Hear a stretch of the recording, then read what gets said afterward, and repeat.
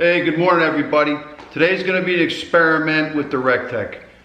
I'm going to use the second shelf and I'm going to cook 6 racks of ribs. I've used the second shelf before to cook a brisket, but that was an 18 or 19 hour cook, so that temperature kind of stabilized the whole way through. I'm going to do the ribs using 3-2-1 method.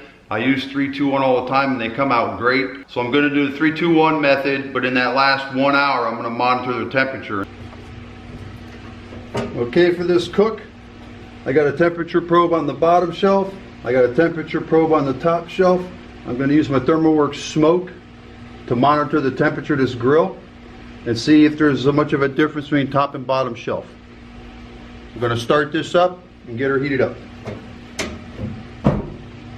I'll be using the Q Pellets Competition Blend. It's a nice cool 83 here in South Florida. Start this REC TEC up. Last time I cooked 245, so I cooked around 230. I'm going to bump this down just a couple of degrees. My display temp, my set point, I'll set it at 240. Let it heat up. Actual temperature 89 degrees. I got the REC TEC set at 240, and inside that grill I've got 240 on the top shelf, 230 on the bottom shelf. So I'm going to back it down about 5 degrees and leave it right there. Take this down to 235.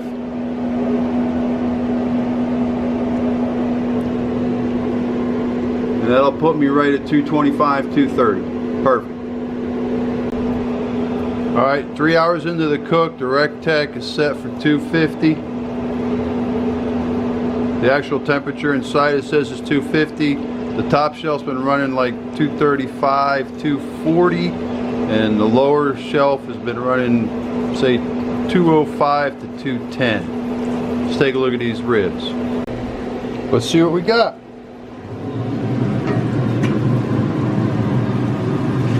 Oh, they got nice color.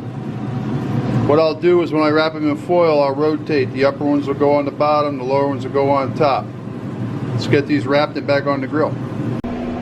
With the grill empty, the upper and lower shelves pretty close in temperature, 4-degree difference. So the amount of meat you have on the grill really does impede airflow. Since I opened the lid on that REC TEC and it had a serious temperature drop, the REC TEC's trying to make up for it by feeding more pellets into the fire pot. So the temperature's going to go a bit high and then it'll stabilize, come back down. I'm 4 hours into the rib cook. I've got the REC TEC set at 240. The lower rack, or the regular rack, is at 223, 224, and the upper shelf is at 256. So that 240 is right in the middle of those two. Got a couple hours to go. We're 5 hours into the cook. REC TEC's 240, lower shelf 225, upper shelf 248. We're going to unwrap the foil here in a little bit. All the meat gurus say that ribs are done between 180, 195, 200. So I want to take the ribs out of the foil pack, see how they are after they steam, and then put them back on the grill for that last hour and see what happens.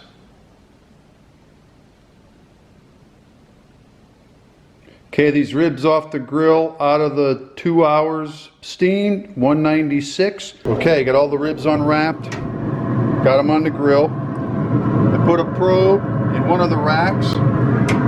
They measured 195, 190, 195 inside, but they've been sitting for a few minutes while I unwrapped everything. So the grill's recovering, 215, 187, and that rack of ribs is 175. We're 50 minutes into the last hour, and since 180 to 195, 200 is the done temperature, and the ribs already hit 196. I'm sure they were over 180 for a good amount of time. I'm going to go ahead and take these off at 180. Alright, let's take a look at these ribs and see what we got.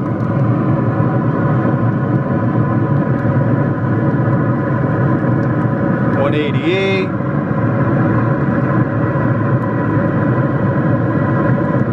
$194.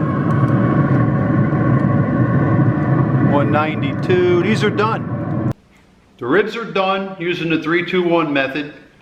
3 hours smoked, 2 hours in foil with a little bit of apple juice to steam them. Took them out of the foil, put them back on the grill. When I took them out of the foil after steaming, the ribs were at 196, and that's technically done. I put them back on the grill for an hour, and I got them back up to like 190, and that actually dried them back out, because when they come out of the steam packet, they're wet. So being on the grill for the next hour and bringing them back to 185, 190, it actually dried them up real good and gave it a nice bark. It's got a nice crusty bark on the ribs, and they look real nice too.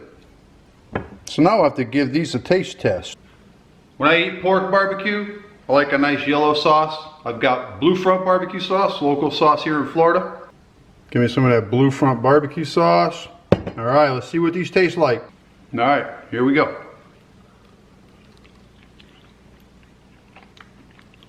Wow, those are good. Ooh wee.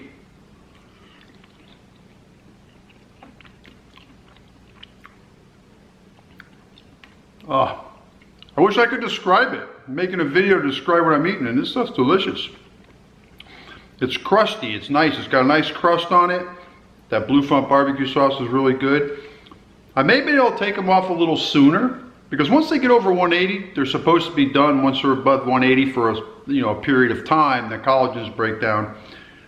It pulls off the bone nice. I'm not concerned about the competition thing. As long as they're tasty when I eat them, that's what I care about. And these came out really good. The hour on the grill, even though they hit 195, 196 while they were steaming, that extra hour on the grill put the bark back on it. Because when you open up that foil, the bark is soggy. And that extra hour did the bark trick. So enjoy the 3, 2, 1. It has never let me down. And it didn't let me down this time either. I hope it's helped you guys out. Hey, enjoy.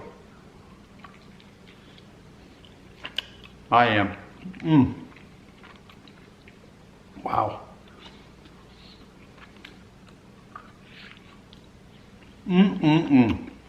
Thanks for watching.